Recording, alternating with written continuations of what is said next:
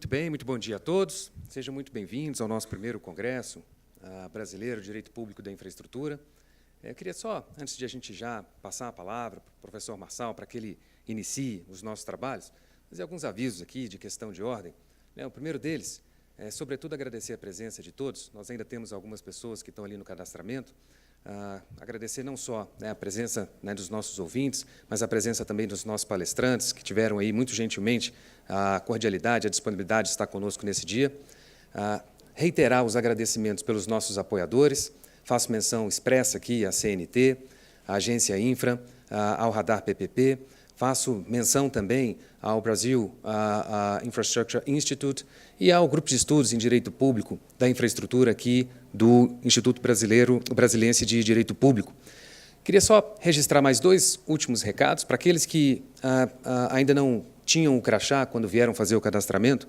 As etiquetas já estão todas impressas, então, por favor, assim que puderem, é só se deslocar até a mesa para conseguirem o crachá. E, por fim, registrar aqui o que está por detrás desse nosso evento hoje, do nosso congresso. A ideia é que a gente consiga ter, em Brasília, um núcleo pensante a respeito da infraestrutura e dos impactos do direito sobre a infraestrutura brasileira. Nesse sentido, destaco a existência do Grupo de Estudos em Direito Público da Infraestrutura, aqui no IDP, e destaco também que serão lançadas aí novas vagas para o ingresso no grupo. De antemão, ficam todos convidados, a quem se interessar, a conhecer um pouco mais do trabalho. Nós fechamos agora o primeiro ciclo de discussões, que envolveu o setor ferroviário, bastante produtivo, e nós iniciaremos em julho, no segundo ciclo, o setor portuário.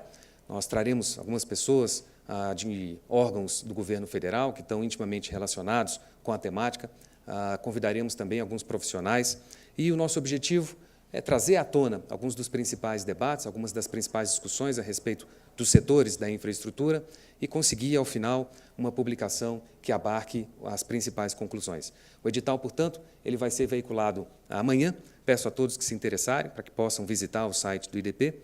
E, como último recado, também institucional, alertá-los de que nós iniciaremos aqui no Instituto Brasiliense de Direito Público a nossa segunda turma da pós-graduação em concessões e parcerias com a administração, uma pós-graduação multidisciplinar, uma pós-graduação presencial. Nós tivemos aí o fechamento da primeira turma, aliás, teremos agora, ao final de junho, bastante produtivo, muitos professores de fora, muitos dos palestrantes que cá estão são professores do curso, e também teremos até o final deste mês as informações necessárias em relação às inscrições para quem se interessar em matricular. Mas para que a gente não comprometa o nosso cronograma hoje, que é um cronograma apertado, os temas eles são bastante instigantes e podem levar aí a que a gente perca o controle do tempo, eu já queria convidar à mesa o professor Marçal, que dispensa qualquer apresentação, e aproveitar a oportunidade também para agradecê-lo pessoalmente por gentilmente apoiar desde o início essa iniciativa do primeiro Congresso Brasileiro de Direito Público da Infraestrutura. Professor Marçal, a palavra é do senhor. Eu saúdo a todos, é uma enorme satisfação participar do evento. Agradeço ao IDP pela cessão do seu espaço e da sua infraestrutura para a realização desse evento. Agradeço a inúmeras pessoas que atuaram de um modo dedicado para isso, a Camila, o Jorge e, especialmente, o Marco Aurélio Barcelos. E, estou sendo injusto, certamente muitos outros trabalharam no assunto, a Mônica, a Kellen, muitas pessoas tornaram isso possível. Eu começo, desde logo, com uma ponderação sobre a ideia de um direito público da infraestrutura que se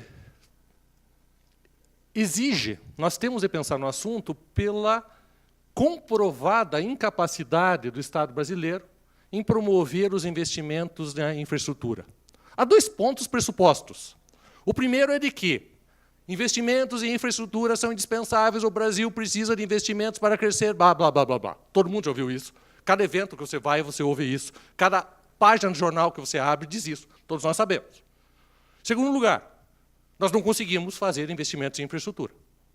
Também é uma experiência comprovada. Não adianta de discutir se isso é um fato ou colocar esse fato.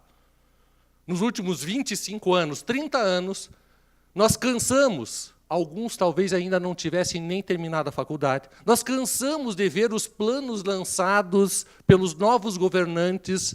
Cada novo governante que toma posse na presidência da República lança um novo plano que desta vez vamos.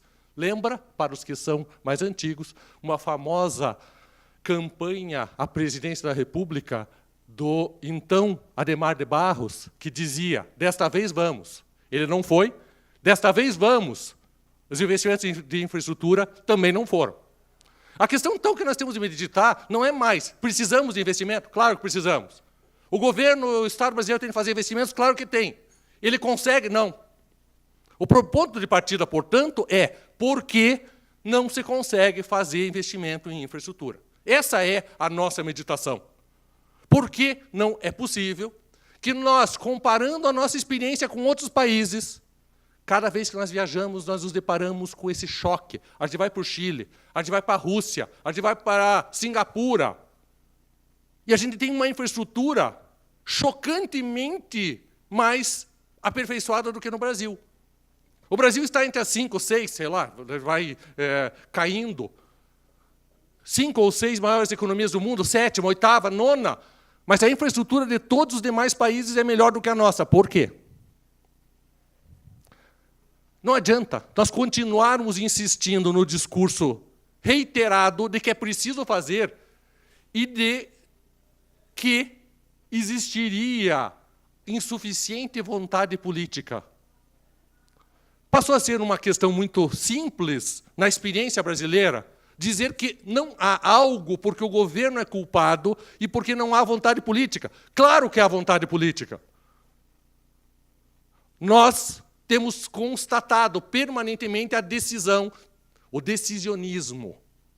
A vontade política é um pressuposto, mas não é suficiente. É necessário transformar a decisão em algo real, e esse talvez seja o núcleo do problema brasileiro.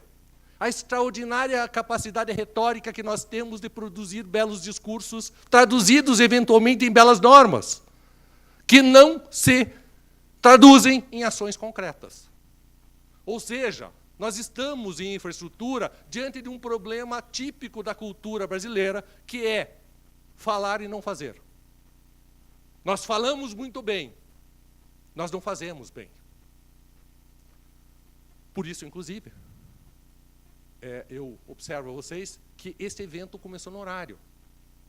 Eu canso de ir a eventos que começam assim, 9 horas, começa às 9h30, começa às 10.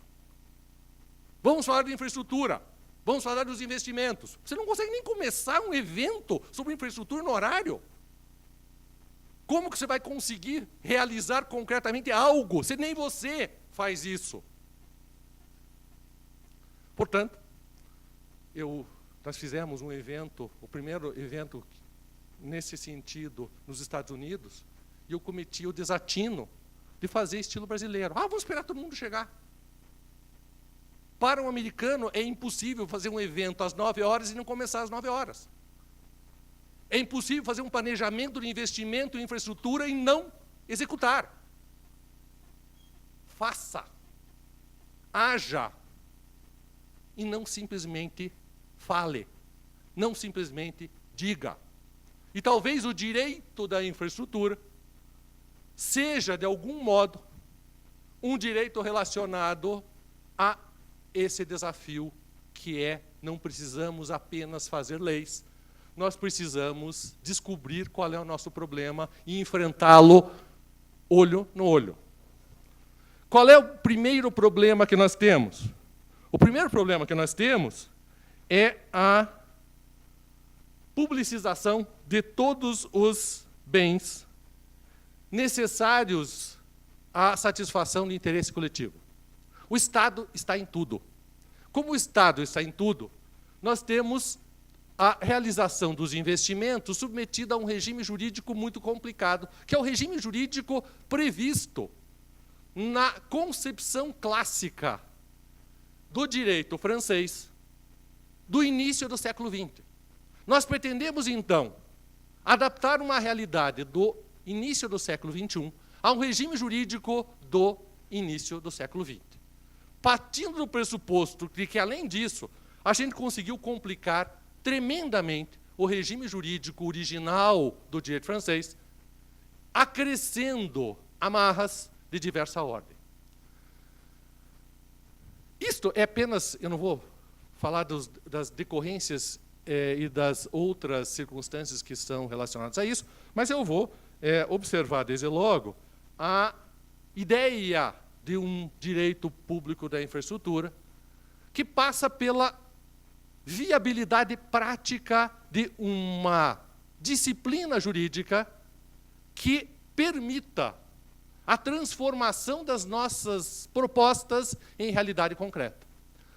Essa simplificação do regime de direito público, sob um certo ângulo, ela envolve uma quantidade enorme de variáveis de complexidade distinta. Por exemplo, na França, na origem do direito público, nós tínhamos basicamente um Estado unitário. No Brasil, nós temos o Estado federativo. Nós tínhamos uma atuação isolada do Estado no âmbito econômico, na origem do direito administrativo francês. Nós temos uma presença intensa do Estado na atual sistemática. Eu lembro que a proposta do PPI mesmo refletiu essa ideia de que é necessário promover a simplificação dos mecanismos para investimento privado, de tal modo a viabilizar, a tornar possível que a iniciativa privada venha a realizar esses investimentos, desde que é ponto também comum a ausência de condições do Estado para realizar isso. Certamente, um outro elemento indispensável é a estabilização do regime jurídico, mas certamente a adoção de providências práticas. E por que a adoção de providências práticas? Eu conto muito rapidamente, muito embora não tenha muito tempo, uma experiência prática minha. Eu vim morar em Brasília, resolvi construir uma casa, apresentei um projeto para aprovação da administração do Lago Sul. Foi negada a aprovação sob o argumento de que, fui falar com o arquiteto, de que a minha casa pretendia ser um escritório de advocacia. Mas de onde se tirou isso? Porque tem 2 escritórios. Daí, com 2 escritórios, está aqui, escritório 1 e escritório 2. Nome que o arquiteto deu para uma sala onde eu, pequenininha, onde eu estudo, e onde a minha mulher, que é advogada, também estuda. Porque ela fala ao telefone quando eu estou trabalhando, então eu gosto de ter a minha sala. Eu falo ao telefone, ela está trabalhando, ela tem a sala dela. Mas que absurdo! Não, eu não vou provar. Se mudar o nome para ateliê, pode ser? Pode ser. Então a minha mulher tem um ateliê, não tem um escritório em casa. O que isso tem a ver com a nossa história? Isso tem tudo a ver com a nossa história. Isso tem a ver com a ideia de que nós precisamos mudar a Constituição brasileira para resolver o nosso problema de investimento em infraestrutura. Quando? O servidor público encarregado de olhar a planta de uma casa se satisfaz com o nome escritório e se satisfaz com a brincadeira de transformar isto em um ateliê. Este é o Brasil. Nós podemos mudar o Brasil, podemos mudando a nós mesmos em primeiro lugar. A maior parte dos que estão aqui são servidores públicos, e eu digo, nós não precisamos mudar a Constituição, nós precisamos mudar a nós mesmos, o modo como nós interpretamos e aplicamos a lei. Ou seja, se nós queremos uma resposta efetiva, uma solução concreta, é necessário que nós apliquemos as leis existentes de um modo simples. Que nós não compliquemos tudo que já é difícil e complicado. O que significa? Significa que a proposta de um direito público da infraestrutura não significa vamos fazer um código brasileiro de infraestrutura, mediante a discussão com todos os estratos da sociedade para produzir uma nova lei que vai ter 850 artigos, 550 parágrafos, 350 páginas. Isto não resolve. A solução brasileira não passa por novas leis apenas, passa também, mas não apenas por isso. Passa por uma racionalização de que a simplificação se faz pela conduta de simplificar. Ou seja, vamos acabar com proposta não calibrada do governo. Dou 2 exemplos. Talvez vocês não lembrem da proposta de criação de um trem-bala entre o Rio de Janeiro e o Rio de São Paulo, depois Campinas, que ia custar, no papel, 30 bilhões de reais, que era algo absurdo. E o governo expôs isso à sociedade brasileira, à discussão, como se fosse viável. Ou a proposta de reforma do modelo ferroviário, com todo respeito, se alguém participou, que pretendia aproveitar o modelo australiano. A Austrália é um país totalmente diferente do Brasil, população diferente, cidades diferentes, mas com apenas algumas modificações para criar um modelo que nunca existiu no mundo, que obviamente não ia dar certo, que graças a Deus não foi implantado porque ia gerar um prejuízo gigantesco para o Brasil. Ou seja, vamos eliminar essas soluções que são despropositadas. Vamos dar mais prestígio às PMIs. Os procedimentos de manifestação de interesse são uma solução de grande utilidade para o poder público. Mas o que não dá é de brincar de PMI. O que não dá é dizer, a gente vai fazer uma PMI, a gente recebe a informação, a gente engaveta e pronto. Para que fazer PMI inútil?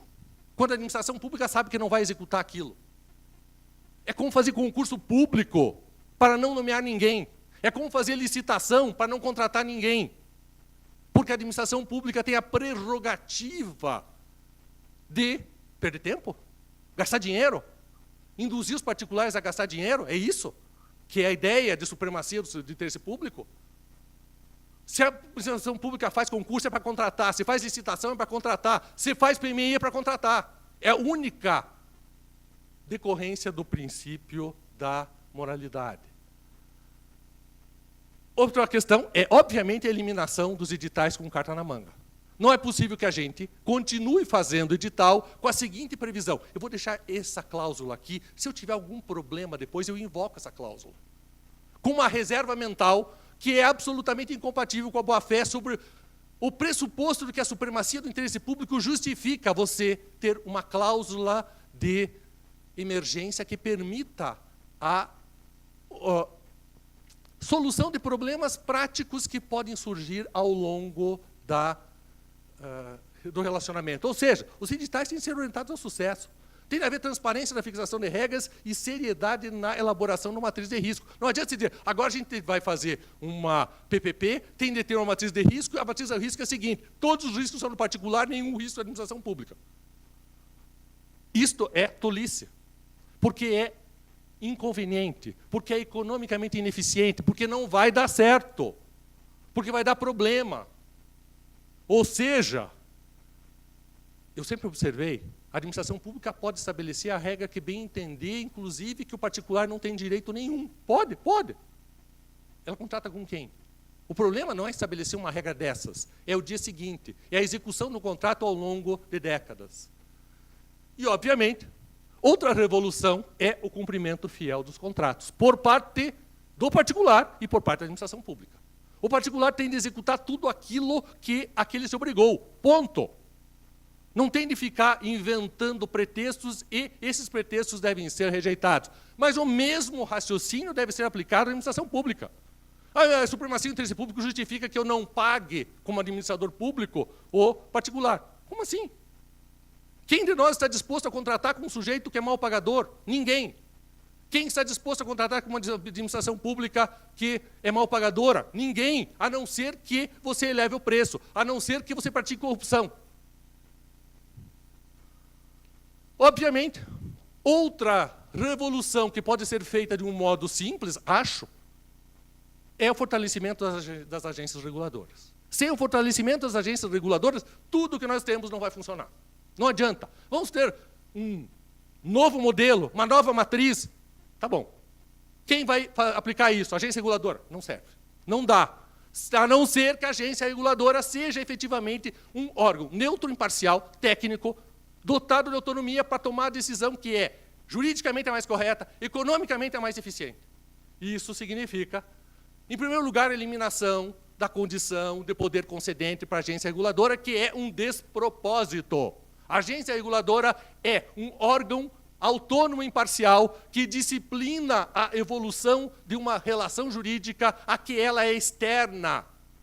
Ela não pode regular a si mesma, ela não pode ser poder concedente e agência reguladora. É uma, perdoem a expressão, excrescência. É uma excrescência a agência reguladora ser poder concedente, por quê? Porque ela passa a ser parte na relação jurídica, e sendo parte na relação jurídica, ela é, por definição, parcial. O que é ser parcial? É ser parte. Se ela é parte na relação jurídica que ela regula, ela é parcial. Não tem... Ah, não, mas as pessoas são muito boas. Claro, as pessoas são muito boas. Eu confio, reconheço as virtudes individuais de cada integrante da agência reguladora. Mas se ela for poder concedente, não há como funcionar adequadamente.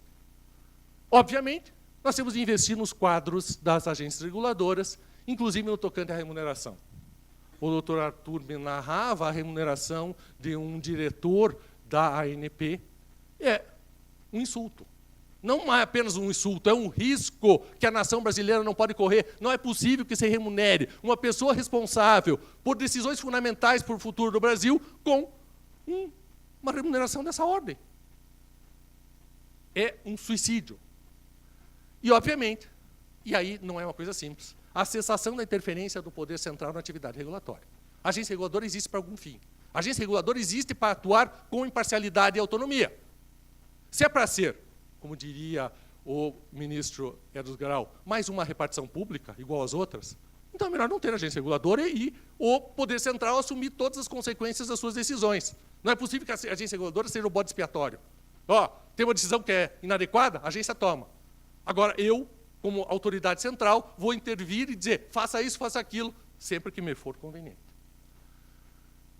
Enfim, nós temos uma conquista definitiva, que essa não é simples, porque envolve uma evolução civilizatória, que é transformar o Brasil num país democrático, o que significa dizer que nós, seres brasileiros, seres humanos brasileiros, temos de ser mais democráticos, o que significa dizer que os direitos dos outros devem ser reconhecidos. Não é porque um sujeito está no poder que lhe é facultado promover aquilo que lhe der na telha, para dizer em termos vulgares. Porque simplesmente ele tem o poder.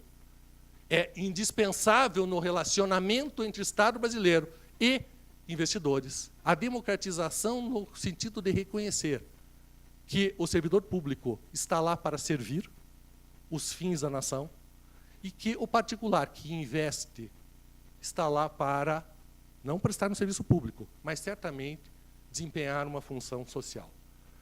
Não é legítimo levar vantagem e eu passo rapidamente por um outro tema, não tenho mais tempo, mas apenas lembro.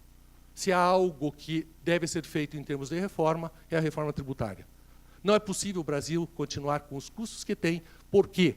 Porque nós tributamos tudo. Tudo que puder ser tributado, nós tributamos. Nós tributamos energia elétrica.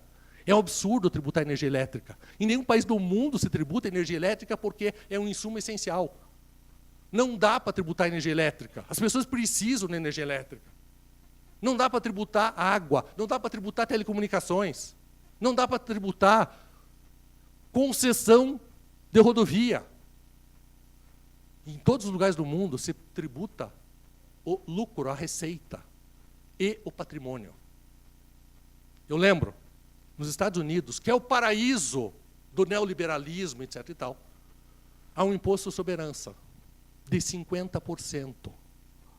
Fortunas acima de 4 milhões de dólares pagam 50% de tributo sobre para a União, fora tributos eventuais locais. Um americano uma vez me disse, agora eu sei porque os filhos dos brasileiros são ricos. Porque o pai dele é rico e não se paga tributo na herança. Por isso que se compra barato nos Estados Unidos. A gente vai para Miami e diz, tudo é tão barato. Claro. Quem paga tudo aquilo é quem é rico quando morre. No Brasil, não. Nós tributamos tudo.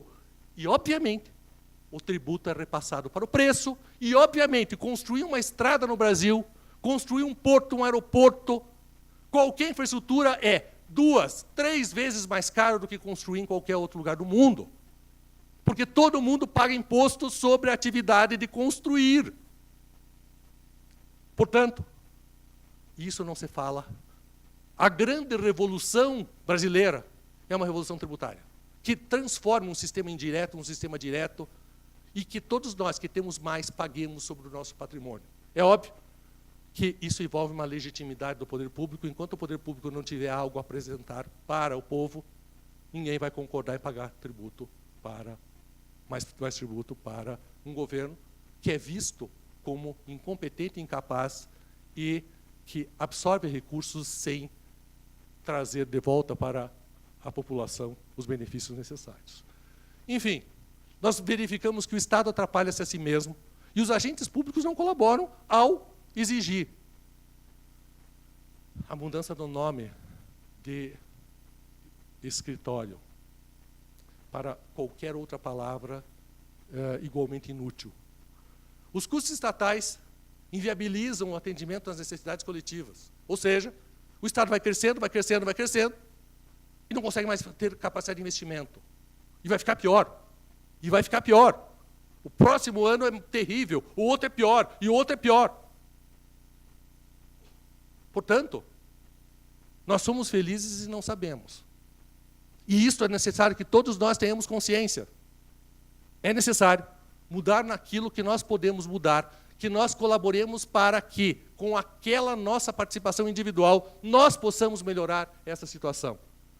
Há uma margem relevante para mudanças, e essas mudanças são indispensáveis para que o Estado brasileiro e para que nós, que somos a elite dirigente, possamos cumprir o compromisso dos direitos fundamentais para a esmagadora população brasileira. Muito obrigado.